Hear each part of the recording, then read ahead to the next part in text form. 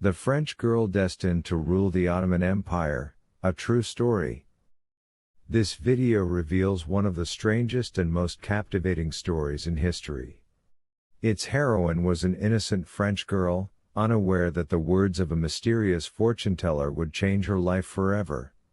The fortune-teller predicted a destiny beyond imagination, that she would sit on the throne of the East and rule it. How did a cryptic prophecy turn into a reality that shook kingdoms and unsettled thrones? Join us on this astonishing journey where fate, mystery, and ambition collide. Legend tells of a young French girl who, out of curiosity and amusement, once visited a palm reader. The fortune seemed absurd. The woman claimed she was destined for power and influence in a distant land. The girl laughed it off, never imagining that fate was already weaving her path. For in time, she would rise to become one of the most powerful sultanas in the mighty Ottoman dynasty. That little girl was Umayyad du Bouc de Rivry, born on December 4, 1768. She came from a wealthy French family and was kin, though distantly, to none other than Empress Josephine, the first wife of Napoleon Bonaparte. Her childhood seemed destined for privilege and refinement, as her father placed her in a convent school in the city of Nantes, on the western shores of France. Yet fate was already preparing a path far greater, and far darker, than anyone could have imagined. One fateful day, Umayyad was traveling by ship near the coast of France when a band of pirates launched a sudden attack and abducted her.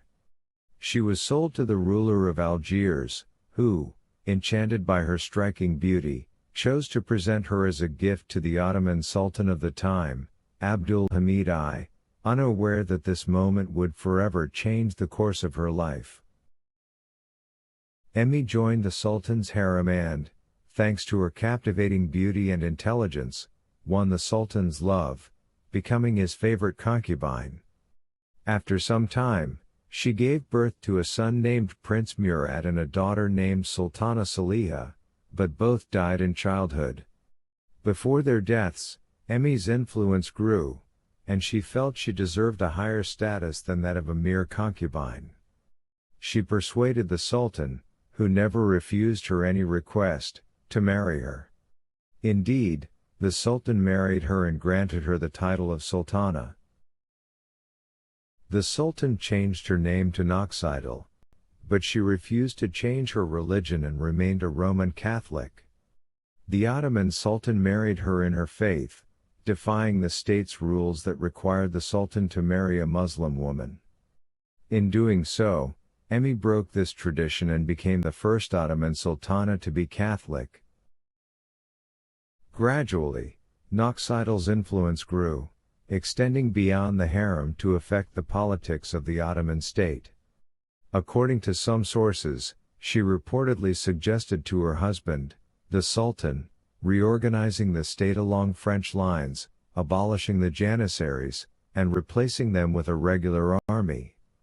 She also modified parts of Topkapi Palace to resemble French palaces and persuaded the Sultan to learn the French language.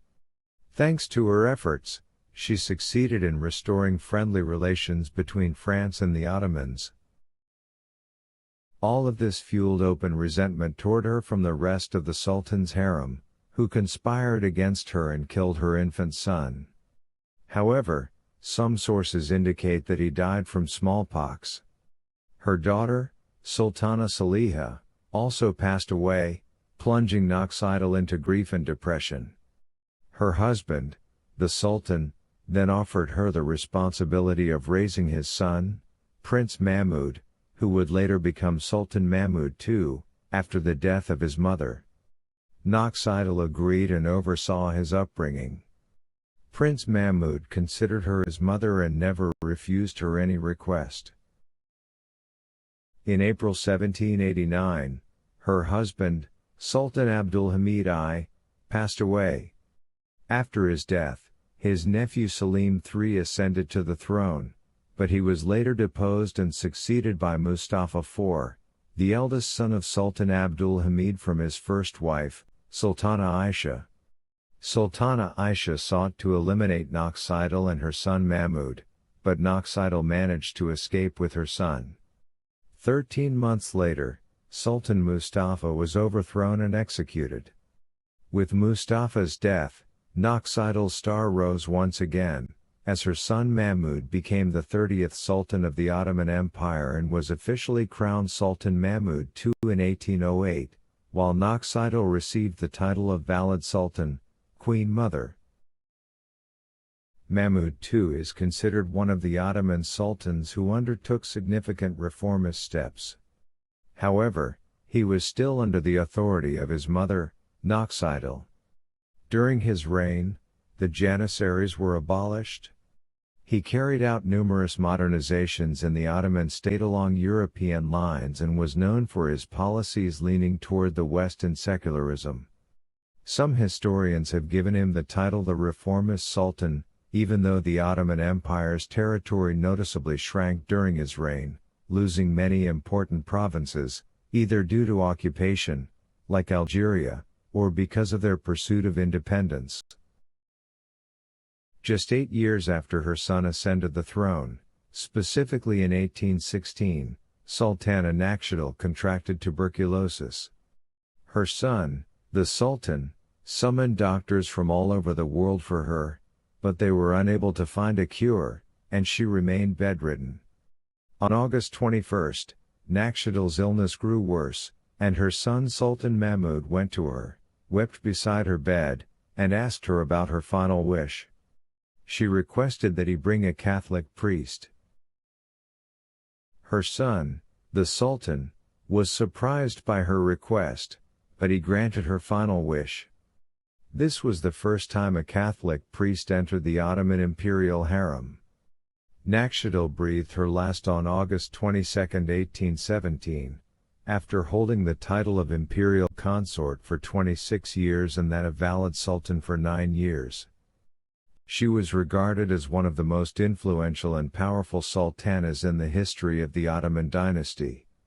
After her death, her son, the Sultan, commissioned a fountain known as the Naqshidal Sultan Fountain in her memory.